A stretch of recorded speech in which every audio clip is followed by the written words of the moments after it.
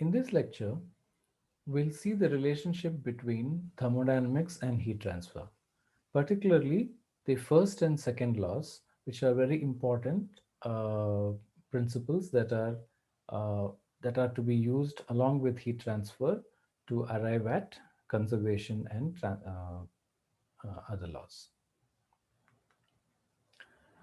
So, from the course on thermodynamics, the first course on thermodynamics, you would have studied the first law as the heat input to a system minus the work done by the system is equal to the change in the internal energy. So here we denote internal energy by E. In most other books, it's written as capital U, but we are just writing it as capital E tot. So this is all the internal energy that is stored. ST means stored. So the change, uh, the difference between the heat input and the work done by the system goes in the increasing the internal energy by this amount. So we are going to try and relate this. So this is in heat transfer. We typically do two kinds of problems. So this balance is written for cases where we consider in time intervals. So in a time interval delta t, a total heat Q comes inside the system, and the system does a work W in this time interval delta t. So in some problems, it may be useful to consider, instead of time intervals, instantaneous balances.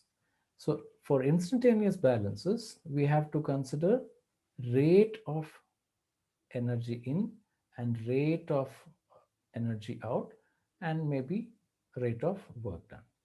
So rate of energy in, rate of energy out, or in a given time interval, Q in and W. Okay, so now let us look at what this terms mean. So we have said earlier that the internal energy consists of two things. One is what we're saying as the heat, and other. Other is chemical and nuclear, and this is heat energy. So heat consists of mechanical and thermal. So the total internal energy is stored in mechanical, thermal, and other. Other is chemical, and chemical, which is bond energy, and nuclear energy. So this is the total energy which is stored plus other. So it's important to distinguish that there are two forms which are interconvertible. Okay. So now this Q minus W can be written as E in minus E out. Okay. So this, what we wrote here as E energy in and energy out in terms of rate, is also in here. We can write it as total energy in minus work done by the system is some E in minus E out. That is, there is some um uh, mechanical and thermal energy coming in minus mechanical thermal energy going out. And this total internal energy can be written as, change in this total internal energy can be written as EST, delta EST plus delta E other from here. Okay. Now this entire term can be written as change in EST minus EG. EG is what is generated. Okay, so what is the meaning of this? So this we know is the loss of this is we know is the other. Other is what? Other is chemical and nuclear, and EST, which is the heat energy, the stored energy, we're calling it as mechanical plus thermal. Okay, so any loss in energy from here, this entire thing is E tot. Okay, So this in this entire thing E tot, we have other plus mechanical and thermal. Now any change in this, any loss of this, goes to increase this, or any gain in this happens because of loss in this. Okay, so the total uh, est, E total, can be split into this and this E other, right? So this E other, delta E other,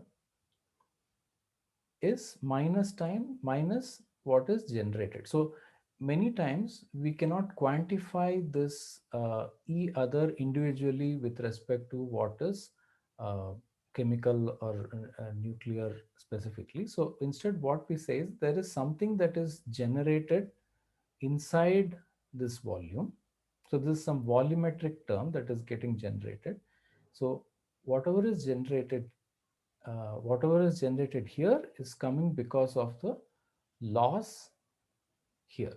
So that's why we have this delta E other is, if it's a loss, this becomes a minus of. So delta is um, T2 minus T1, right? Is the final state minus initial state. So if final state minus initial state is positive, right? So which means that this has gained. So where did it gain? It is because of a loss in the generation term. Or if this is negative, then the generation term is positive. So that's why you have this delta E other is minus times Eg. Eg is what we will typically denote for convenience purpose, but it's actually the same. Okay. Now combining all these things, we have uh, so we have the left hand side here and the right hand side here. When you combine this, we have this expression that EST, that is the stored delta E. What is delta E? Change in the mechanical and thermal energy is the mechanical and thermal energy that is coming in minus that is going out plus whatever is generated. So how did this generation term come? This generation happened within this volume. Okay, something came in, something went out. And where did this come from? This came from within the volume. And where did that come from? That came from this conversion between E other to this. So if it is a generation term is positive, it means that some chemical reaction was exothermic, it gave up heat, and that was the generation term. Now, if the generation term is negative, then it is, you can think of it's like a endothermic reaction which took in some energy. So that way Eg will be negative. So the same equation can be written in rate terms. This is in delta T. In rate terms, it is EST, E dot ST is equal to E dot in minus E dot out plus E dot G. So if you want to write first law for explicit flow across the boundary. So in the previous example, what we considered in this, there was no explicit flow, right? We just said heat in, heat out in a generic term. But you can go a little more specific and write for a system in which there is a flow that is coming inside the system and there is a flow that is going outside the system. So when a flow is coming inside, it carries with it uh, a macroscopic kinetic energy. Here it is denoted as V. Then there is PV term. Okay, PV term is the flow work, and UT, which is the thermal energy. So this thermal plus all these three things together is the mechanical. So thermal plus mechanical is what we call it as heat. So in an earlier lecture where we defined what heat is, we defined it to be thermal plus mechanical. So thermal is the um, internal energy, and there is this mechanical thing comes from flow work. Okay, P times V, and then this half uh, V square is the mean kinetic energy, and the potential energy at the macroscopic level. So this is the change in what is coming and what is going out. So there is something which is coming in and there is something which is going out. And that is equal to Q, this rate at which energy is coming in minus work done by the system. Okay, this is the first law of work for systems where there is flow. And in most chemical engineering examples, we'll have this system rather than a completely closed system. Now, in thermodynamics, you have studied that this internal energy plus this PV is written as H, called as an enthalpy. And for simplicity's sake, if you assume that the fluid that is coming and going out are ideal, then you can write this H as Cp into T. So delta H is Cp delta T. So delta T is T out minus T in. Now coming to the application of second law to heat transfer and what constraints second law imposes. So you have studied what Carnot engine is. I'll not go into the details. So Carnot engine, you have studied that the efficiency of the Carnot engine is 1 minus QC by QH, where if you actually see what is QC by QH is QH minus QC by QH. What is QH minus QC? Is the work done. So work done by heat input at the hot reservoir is the efficiency of the Carnot. And what second law says is that you have to have this efficiency to be less than 1. So Carnot is what? Carnot is a reversible heat engine. Okay, reversible heat engine. Even for a reversible heat engine, the efficiency is less than 1. Now this is an ideal engine. Okay, even for an ideal engine, the efficiency is less than 1. And now let us take a real engine. What do we mean by a real engine? So that is depicted in this picture. So a real engine has got an internally reversible Carnot engine. Okay, that is here. And that engine is connected to the environment on the higher side. There's the reservoir, and lower side, there's another environment at a lower temperature. Now, the difference between a real engine and an ideal engine is that there is a small temperature drop or a large temperature drop between this outside world and the heat engine. So because there is, you have, it's not an ideal case, there is always a material, and this material has got some resistance to heat flow, and because it has got some finite thermal conductivity, because it has got a finite thermal conductivity, there is some drop at least between here and here. So the temperature at the reservoir is TH, temperature at the cold reservoir is TC. However, because this ideal engine is insulated from the real world by a material, and every material has got a finite thermal conductivity, and therefore you'll have a finite temperature drop. So this temperature inside, we call it as THI, and similarly here we call it as TCI. So TH, THI, TCI, and TC. THI and TCI is the ideal Carnot engine, for which we know this expression.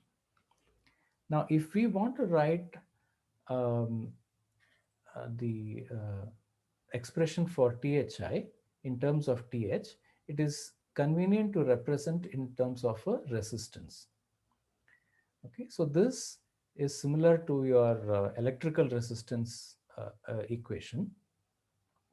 So this temperature difference is like our potential difference. Q, the heat flux, is similar to the current, and R is the resistance. So when you write I is equal to V by R, right? So this V by R, this R is your resistance. So essentially, this is equivalent to what you write in electrical conductivity and electrical resistance. So similarly, instead of writing it in terms of thermal conductivity, we write this factor below here, which is actually a thermal resistance. Okay, so this is simply a simple notation to introduce two numbers: resistance at the hot plate and resistance at the cold side. These are essentially conductivity of this material on inverse of conductivity of this material, and this comes from the inverse of the conductivity of this material. Okay, this is just a simplification that we have introduced. Now, what is the efficiency of this real engine? So this is the efficiency of the Carnot engine.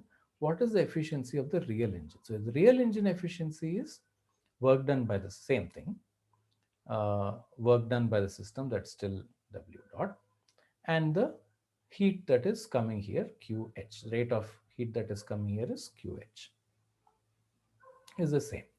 So 1 minus QH by QC. So this is QH and QC. Q, whatever is coming is still the same, except the QC, okay, is now proportional to TCI, right? This is TCI and this is THI. Okay. So this is the Carnot efficiency, right? The Carnot efficiency is TCI and whatever is coming from that reservoir, not the original reservoir. Original reservoir is the ideal reservoir. So this is the Carnot efficiency. Now, if we substitute all these expressions here, we can, it's a simple one-step derivation. It shows the modified efficiency in terms of the original temperatures, that is TH and TC, is this. So it is 1 minus Tc by Th, and that the same thing which is here, 1 minus Tc by Th, but there is also an additional factor at the denominator which is subtracted from Th, that is minus QH times Rc plus Rh. Okay, so it is like Rc, cold resistance, plus Rh, like resistance in series, Rc plus Rh. Okay, and the similarly the work done also can be derived from this, is QH into 1 minus the same factor, 1 by uh, Tc by Th minus this. Okay, so let's try and interpret this formula in detail. So I've rewritten this expressions here. This is the efficiency, a modified efficiency. This is the total work done. Okay, let us see what it means. Here, if I want to get any useful work, if I want to get any useful work done by this system, right, here, I have to have some heat that is flowing, correct? I have to have some heat that is flowing. Without heat, I will not be able to get any work done. So if I say that even if I use maximum efficiency, close to the Carnot efficiency, but if I don't get any heat, I'll get zero work, right? I'll get zero work. So if I want to do any work, QH has to be finite. Okay. Now, what does that mean? If QH is finite, then Tc 1 minus Tc by Th minus this factor, this is going to be, the denominator is going to be smaller. Okay. Smaller than Th. So because the denominator is smaller, this entire term is larger, and the modified efficiency is lower than the Carnot efficiency. So as you have more and more heat, more and more work that you want, if you take more and more heat, it essentially means that your modified efficiency deviates from the Carnot efficiency. Remember, Carnot efficiency is Tc by Th only. Now with this additional factor, This keeps on reducing as you draw more. Okay, so this is the thumb rule that you need to keep in mind, that to get any useful work, QH has to be greater than 0. And if QH is greater than 0, then your real efficiency has to be definitely less than Carnot efficiency, right? So what does it mean for designing systems? So if you want more work, the efficiency is going to be low.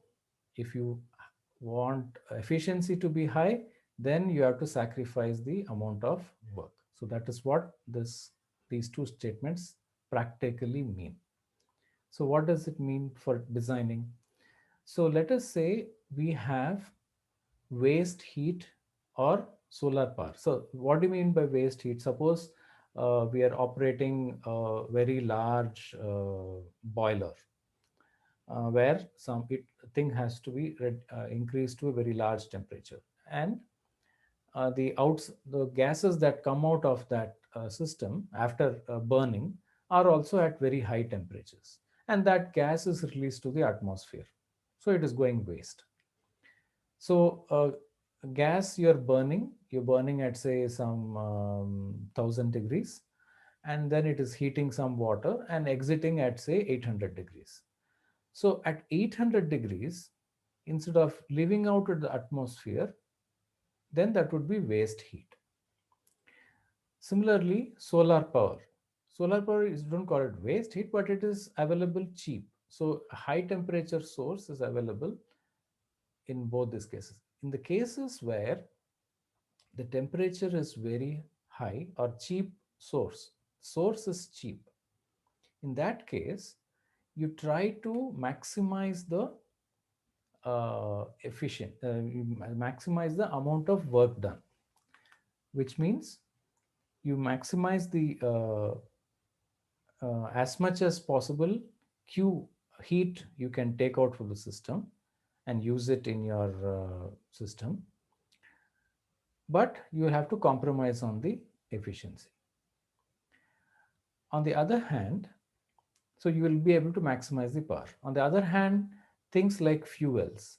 In fuels, it's expensive. There is limited resource.